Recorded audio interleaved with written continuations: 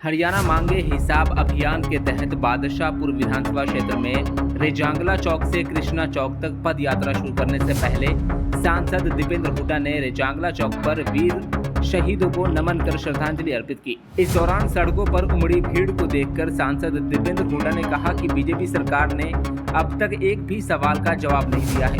अगर हिसाब में गड़बड़ नहीं है तो बीजेपी सरकार हिसाब देने से क्यों डर रही है। उन्होंने कहा कि संसद सत्र के दौरान भी हरियाणा मांगे हिसाब अभियान जारी रहेगा। सांसद दीपेंद्र हुड्डा ने बीजेपी सरकार से सीधा सवाल किया और कहा कि वो बताए कि अग्निपथ योजना जैसा घातक सुझाव किसके कहने पर लागू किया। फौज में भर्ती होकर जो नौजवान देश की सीमाओं की रक्षा करते थे वो आज अवैध ढंग से डंकी के रास्ते दूसरे देशों की सीमाओं को पार करने पर मजबूर है। उन्होंने कहा कि सबसे ज्यादा कुर्बानी देने वाले इस इलाके के युवाओं को इस बात की पीड़ा है कि बीजेपी सरकार ने सेना में पक्की भर्ती खत्म करके कच्ची भर्ती वाली अग्निपथ योजना लागू कर दी है। समय आपका नहीं लेंगे। आपको पता है कि हम कांग्रेस पार्टी एक अभियान के माध्यम से 10 साल का बीजेपी सरकार का जो कार्यकाल रहा, आज हरियाणा की दुर्दशा के लिए अगर कोई पार्टी जिम्मेदार है तो भारतीय जनता पार्टी जिम्मेदार है। 10 साल का जो इनका कार्यकाल रहा और हम भाजपा सरकार से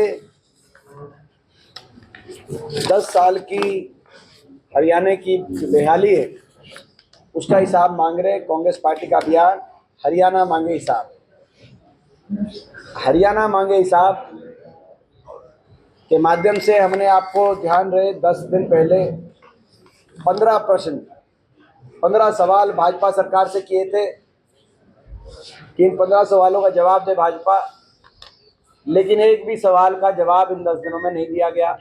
लगता है कि लोकसभा चुनाव में जो लोगों ने अपना संदेश दिया, हरियाणा में कांग्रेस की देश में सबसे ज़्यादा मत प्रतिशत आई।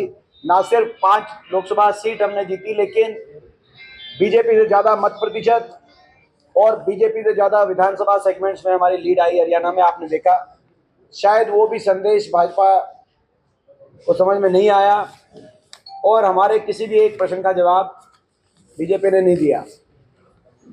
भाजपा से हम पूछ रहे हैं हरियाणा मांगे हिसाब कि देश में सबसे ज़्यादा बेरोजगारी हरियाणा में क्यों है। भारत सरकार के अनुसार, भारत सरकार के संसद में दिए गए जवाब के अनुसार 28 राज्यों में सबसे ज़्यादा बेरोजगारी हरियाणा में। देश में सबसे ज़्यादा महंगाई, और महंगाई कैसे, वेट जो हुड्डा सरकार के समय 8.9% था, जो 17% सबसे महंगा डीजल पेट्रोल रसोई गैस का सिलेंडर हरियाणा में क्यों है। देश में सर्वाधिक अपराध दर भारत सरकार के अनुसार गृह मंत्रालय ये क्यों बता रहा है कि 28 राज्यों में सबसे ज़्यादा फिरौतियों के मुकाबले मुकदमे, किडनैपिंग के मुकदमे, डकैती के मुकदमे और देश में हत्याओं के सेकंड नंबर पे मुकदमे हरियाणा में क्यों दर्ज हुए पिछले साल। ये भारत सरकार के आंकड़े क्यों संसद में दिए जा रहे हैं। और हमारा सवाल कि जन विरोधी portal, property ID, family ID और पोर्टलों के माध्यम से लोगों को क्यों लाइनों में खड़ा कर दिया, कागजों में उलझा दिया, भ्रष्टाचार का पात्र बना दिया। जब ये पोर्टल गुजरात में नहीं है, बाकी भाजपा शासित राज्यों में नहीं लागू हुए, तो हरियाणा में ये पोर्टल कहां से आ गए। एससी समाज और ओबीसी समाज के प्रति इस सरकार की इतनी बेरुखी क्यों रही 10 साल, ये भी हमारा सवाल है। आपने देखा होगा हरियाणा को कच्ची नौकरी की राजधानी बना दिया। जो संवैधानिक अधिकार, बाबा साहब का अधिकार अलग अलग वर्गों को दिया गया था, पक्की सरकारी नौकरी और पक्की सरकारी नौकरी में आरक्षण की व्यवस्था, हरियाणा में पिछले 5 साल में केवल 10,000 पक्की भर्ती सरकार कर पाई, जिस 10,000 में भी ज्यादा हरियाणा से बाहर के युवक लगे, बाहर के युवा लगे और ज्यादातर या तो 2 लाख पद समाप्त कर दिए गए या भर्ती घोटालों और सीटी में उलझा दिया हरियाणा के नौजवानों को। जैसे आम नागरिक को पोर्टलों में और आईडियो में उलझा दिया, नौजवान को सीटी में उलझा दिया, और बाकी जो रहे सहे पद थे, जैसे मैंने बताया कि वो भर्ती घोटालों की भेंट चढ़ गए। कुछ जो बचे उनको कच्ची नौकरी कौशल निगम के माध्यम से बिना रिजर्वेशन, बिना पेंशन, बिना मेरिट के कच्ची भर्ती जिसमें रिजर्वेशन का प्रावधान नहीं था। इसी तरीके से एससी समाज और गरीब आदमी की जो योजनाएं चल रही थी, और जो एससी और बैकवर्ड क्लासेस की जो योजनाएं चल रही थी, उनको समाप्त कर दिया गया। आपने देखा 100-100 गज के प्लॉट की स्कीम जो हमारे समय चली थी, वो इस सरकार के आते ही खत्म कर दी इन्होंने। आपने देखा जो इंदिरा गांधी पेयजल योजना, पीने के पानी की टंकी टूटी की योजना थी एससी समाज के लिए, वो योजना बंद कर दी। और जो हमारे समय मुफ्त में पीने के पानी की टंकी टूटी और कनेक्शन दिया जाता था, उसकी जगह अब पानी के बिल आ रहे हैं। जो गरीब आदमी है उसको पानी का बिल कई हजार का आया है, आपने ये भी देखा। तो ये सारे प्रश्न हमने बीजेपी सरकार से किए, और तो ये सारे प्रश्न बीजेपी सरकार से हमने किए, लेकिन इन सवालों का एक भी जवाब भाजपा ने इन 10 दिनों में नहीं दिया। हरियाणा मांगे हिसाब और गुड़गांव भी मांगे हिसाब, बादशाहपुर मांगे हिसाब। आज गुड़गांव की दुर्दशा के लिए कौन जिम्मेदार है?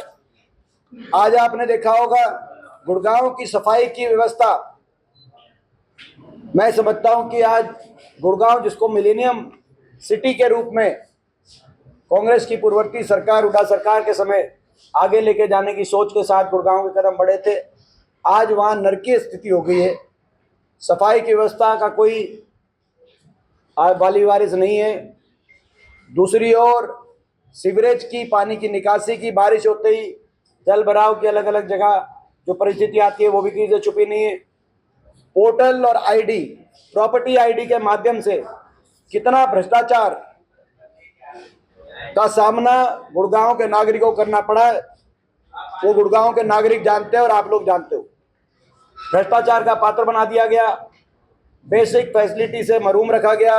मेट्रो विस्तार का हमारा प्रस्ताव था, लेकिन हुड्डा सिटी सेंटर के आगे मेट्रो का विस्तार 10 साल के बाद भी बातें ज्यादा हैं, काम धरातल पे क्या कोई काम हुआ नहीं। मेट्रो के विस्तार में 10 साल, हमारे समय 81 किलोमीटर मेट्रो का निर्माण करके गुड़गांव, फरीदाबाद, बल्लभगढ़, बहादुरगढ़ को मेट्रो से जोड़ने का काम हुआ था जब कांग्रेस की सरकार थी, हुड्डा सरकार थी।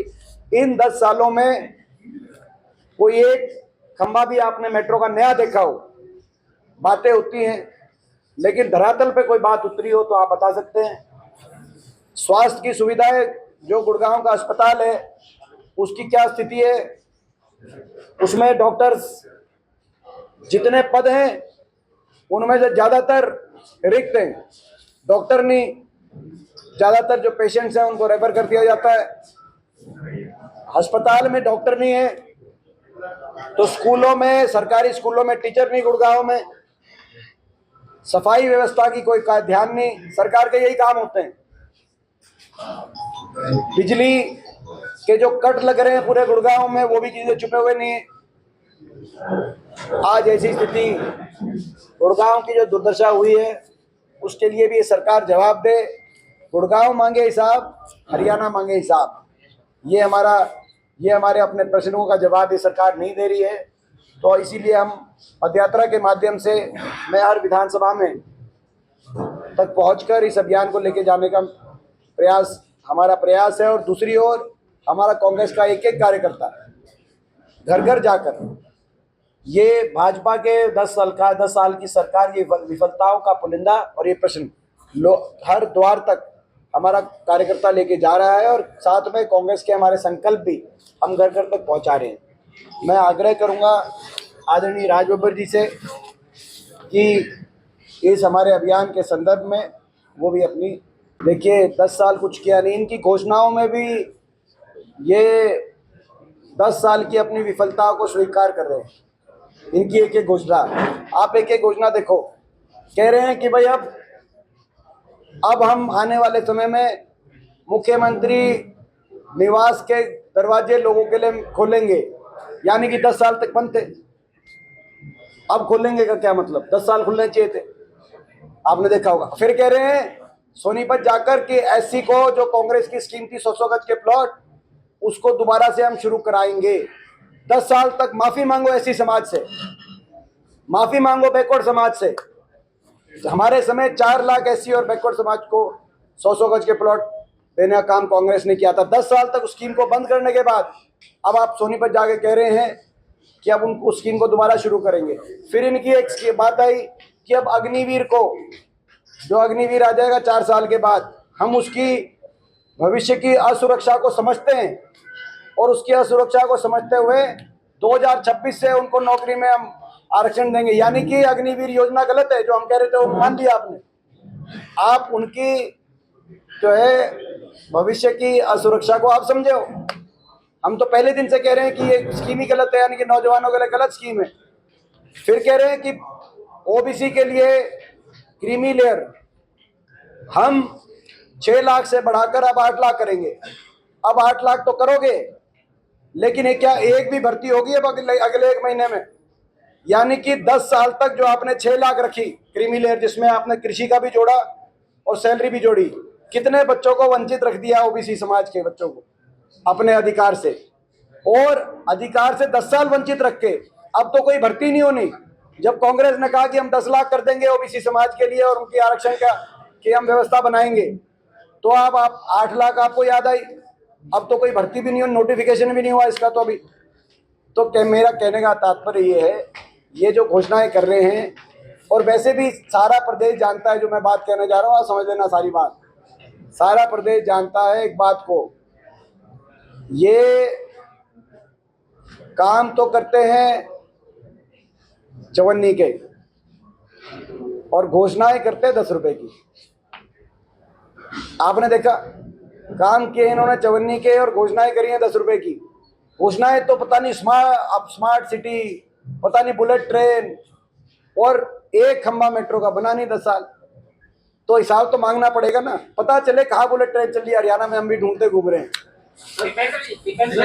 भाजपा जो कांग्रेस है वो भाजपा से सवाल पूछ रही है और भाजपा कांग्रेस से हिसाब मांग रही है, सोल्यूशन पे बात पूछ रही है। देखिए, मैं एक बात बताऊं आपको, 10 साल किसकी सरकार है? 10 साल किसकी सरकार है? भारतीय जनता पार्टी की सरकार 10 साल हरियाणा में है। तो हरियाणा किससे हिसाब मांगेगा? मगर जब से हमने हिसाब मांगना शुरू किया है, जब से इस अभियान को हम लेके बढ़े, बड़ी तिलमिलाट दिखाई दे रही है भाजपा में। आप देख रहे हैं सारी भारतीय जनता पार्टी। और दूसरी बात मैं ये भी कहना चाहूँगा, मैं धन्यवाद करता हूँ भारतीय जनता पार्टी का कि भारतीय जनता पार्टी ने जब से ये अभियान लेके हम लोग बढ़े हैं इस पदयात्रा में, तब से मैं देख रहा हूँ बयान, नायब सिंह जी का बयान आया, मुख्यमंत्री जी का, कंवरपाल जी का बयान आया कल, उनका देख रहा था, अनिल विज जी का आज सुबह आया, उनका देखा कि हम कांग्रेस से हिसाब मांगेंगे। तो मैं धन्यवाद करता हूं उनका कि ऐसा लग रहा है वो मान के चल रहे हैं कि प्रदेश में सत्ता पक्ष हमें और विपक्ष वो है। अगला सीएम कौन होगा? तो यानी कि वो खुद ही मान रहे हैं सर कि भाई सत्ता पक्ष हमें और विपक्ष वो हैं। ये उनका वो ये मान रहे हैं। सरकार ने लगाए गए खिलाड़ियों का प्रमोशन रोक दिया भारतीय जनता पार्टी की सरकार। तो ये भी एक तो मुद्दा है। आपकी सरकार बनते ही क्या उनको प्रमोशन मिलेगा? क्यों नहीं मिलेगा? जरूर मिलेगा। ये आप जो है, ये हमारे ये जो कहा, सही कहा राजबब्बर जी ने कि जो प्रदेश खिलाड़ियों का प्रदेश था वो आज नशेड़ियों का प्रदेश बना दिया। सबसे नंबर 1 खेल में थे, अब नंबर 1 नशे में। तो जरूर देंगे। अगला सीएम कौन होगा? आप किसको चाहते हैं? अगला सीएम कौन? आप किसको चाहते हैं? सर आपका कहने का मतलब ये है, कांग्रेस पार्टी जो है कि हमारी अपनी एक प्रक्रिया है। प्रदेश के लोग कांग्रेस पार्टी को चाहते हैं, कांग्रेस की सरकार बनेगी प्रचंड बहुमत के साथ, चौधरी भूपेंद्र सिंह हुड्डा जी के नेतृत्व में, नेता विपक्ष जी के नेतृत्व में, चौधरी उदय भान जी की अध्यक्षता में, सभी कांग्रेस के नेताओं के सहयोग से, सभी कार्यकर्ताओं की मेहनत से और हरियाणा के लोगों के आशीर्वाद से प्रचंड बहुमत से कांग्रेस की सरकार बनेगी। कांग्रेस की सरकार बनने के बाद विधायक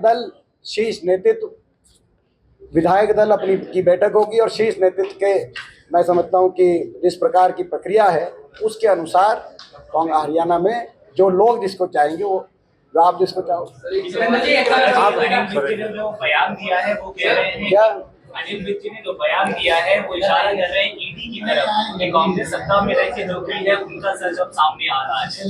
देखिए, आपने देखा होगा ये अभियान हमारा शुरू हुआ तो भाजपा के भी जो सहयोगी भाजपा की जो सहयोगी टीम है वो भी मैदान में आ गई। आप समझिए मैं क्या कह रहा हूँ। मगर मैं ये भी कहना चाहता हूँ, ये जो ईडी जहाँ जहाँ जा रही है, मैं भाजपा वालों को बता दूं, ये जितना कांग्रेस के नेताओं को निशाने पे विपक्ष को केवल भाजपा से सवाल पूछने के लिए निशाने पे अगर लिया जाएगा तो ये उल्टा पड़ेगा भाजपा को। आपने देखा राजस्थान में जहाँ जहाँ ईडी गई, डोटासरा जी के गई थी, वहाँ कांग्रेस पार्टी जीती। जहाँ जहाँ ये जा रहे हैं, हमारे तीन दिन में 3 विधायकों को पास गए, 3 विधायकों के पास गए। पहले हमारे समालखा वाले विधायक, फिर दान सिंह जी और फिर हमारे सोनीपत के विधायक 3 दिन में 3 जगह गए। मैं इनको बताना चाहता हूँ 2 महीने बाद का इंतजार करें। तीनों जगह आप ये मान के चलो ये जीत का सर्टिफिकेट देके आए, तीनों जीत का सर्टिफिकेट देके आए। सर कितनी सीटें अगर हरियाणा में सरकार बनाते हैं तो सबसे पहला 4 काम क्या है? हमारे संकल्प है, संकल्प की कॉपी आपको दे देते हैं। अभी हमारे संकल्प है, कांग्रेस पार्टी के संकल्प प्रदेश के लिए भी हैं कि क्या क्या करेंगे, और हम विधानसभा वाइज भी अपना घोषणा पत्र तैयार कर रहे हैं। तो सारे उन संकल्पों को जो प्रदेश के लिए हैं, जैसे 6000 बुढ़ापा पेंशन, कर्मचारियों को ओल्ड पेंशन स्कीम, हम 300 यूनिट बिजली में राहत गरीब आदमी के लिए, जो सारी प्रदेश के स्तर के हमारे संकल्प हैं वो भी आपको तक पहुँचाते हैं। और कुल मिलाकर हरियाणा को दिल्ली के 3 तरफ बसे हरियाणा देश में सबसे विकसित राज्य बने, देश के अंदर एक उदाहरण बने हरियाणा, जहां खुशहाली आपस का जो है, जहां अमन चैन शांति हो, जो आज देश में अपराध में नंबर 1 है, अमन चैन शांति हो, हर वर्ग का सम्मान हो, युवाओं को हरियाणा में विश्व स्तरीय शिक्षा के अवसर मिले और विश्व स्तरीय रोजगार के अवसर हरियाणा में मिले, किसी को पलायन ना करना पड़े डोंकी के रास्ते विदेशों में घर बार बेचकर, जैसे हरियाणा कई जिलों में युवा कर रहे हैं। हरियाणा खेल में नंबर 1 बने, नशे में नंबर 1 ना बने। तो ये सारे हमारे संकल्प हैं।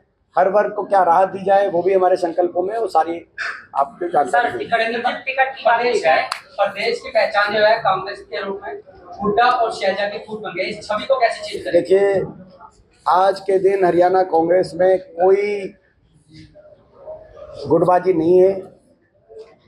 हरियाणा कांग्रेस एकजुट है, कहीं कोई भीतरघात, कोई गुटबाजी नहीं है। अगर भीतरघात और गुटबाजी की कहीं FIR कट रही है तो बीजेपी के मुखाले पे कट रही है। आप जाके देखो अरविंद शर्मा जी क्या कह रहे हैं कि वो चुनाव आ रहे हैं। आप जाके देखो कि मोहन जो पडोली जी जो प्रदेश अध्यक्ष हैं, वो सोनीपत से बीजेपी के कौन से विधायक का नाम ले रहे हैं। आप राव इंद्रजीत जी से पूछो कि उनका यहाँ कौन से बीजेपी में कितने ग्रुप बने हुए हैं। आप जाके देखो, आप धर्मवीर जी से पूछो, सांसद जी से, कि कौन उनके साथ था कौन नहीं था। आप चेक करो धनखड़ साहब से कि धनखड़ साहब का कौन सा ग्रुप था, क्या वो भी खट्टर साहब के ग्रुप में थे कि नहीं थे, या कोई और ग्रुप नया निकल के आ गया है। आप चेक करके देखो। आप रंजीत चौटाला जी से, कि हिसार के अंदर रंजीत चौटाला जी ने ये क्यों कहा कि कैप्टन अभिमन्यु और कई बीजेपी के बड़े नेता उनको हराने में लगे हुए थे दिन रात। आप चेक करो, ये बातें तो कही उन्होंने। तो अब बीजेपी में इतनी भारी अंतरकलह, फूट और गुटबाजी की जो बात आ रही है, मैं समझता हूँ कि जिस पार्टी के अंदर इतनी बड़ी अंतरकलह हो, वो पार्टी हरियाणा क्या भला करेगी। वो दूसरी बात है कि आप उसको जितना छापते हो उनकी अंतरकलह की खबर को, आप नेता जिन्होंने हरियाणा मांगे हिसाब, सच्ची में तो कांग्रेस मांगे जवाब। सच्चाई ये है कि 10 साल जो कांग्रेस पार्टी ने हरियाणा को छोड़ा था, जिस वक्त जो दिया था 10 साल के अंदर, वो 10 साल में किस तरह से इन लोगों ने उजाड़ने का काम किया है। और जिसकी वजह से आज पूरा प्रदेश जो है त्राही त्राही कर रहा है। ये बहुत सही कहते हैं दीपेंद्र जी कि जो हरियाणा खेलों में नंबर 1 आता था, आज नशे में नंबर 1 आना शुरू हो गया है। आने वाले जो वक्त है, आज हरियाणा को दोबारा से वो गौरवशाली हरियाणा प्रदेश बनाने के लिए जो बीड़ा उठाया है, जो संकल्प किया है हमारे कांग्रेस पार्टी के युवा नेता ने, जो हरियाणा के भी गौरव हैं, इस संकल्प को हम सभी कांग्रेस जन, सभी कार्यकर्ता, सभी नेता अपनी अपनी जगहों पर लेकर निकल लेंगे। और मुझे यकीन है, हमने वादा भी किया है, हमारे सब ये साथी बैठे हैं जो यही साथी हैं जिन्होंने अपनी ताकत लगानी है, और हम 9 की 9 सीट यहाँ से जीतकर हम दोबारा से हरियाणा प्रदेश की ताकत को और गुड़गांव की ताकत को और इसके उस मिलेनियम उस स्वरूप को वापस लेके आना चाहते हैं। हम आभार प्रकट करते हैं दीपेंद्र जी का कि जो जिस तरह से इन्होंने पूरे प्रदेश के अंदर सभी विधानसभाओं में जाकर हम सब लोगों का उत्साह बढ़ाने का काम कर रहे हैं, और इस संकल्प को एक दृढ़ संकल्प के रूप में लेकर हमें आने वाले कल में कांग्रेस की सरकार बनाने का जो एक लक्ष्य दिया है, हम उसके लिए सब समर्पित हैं। दैनिक सवेरा के लिए गुरुग्राम से अनुज पांचाल की रिपोर्ट।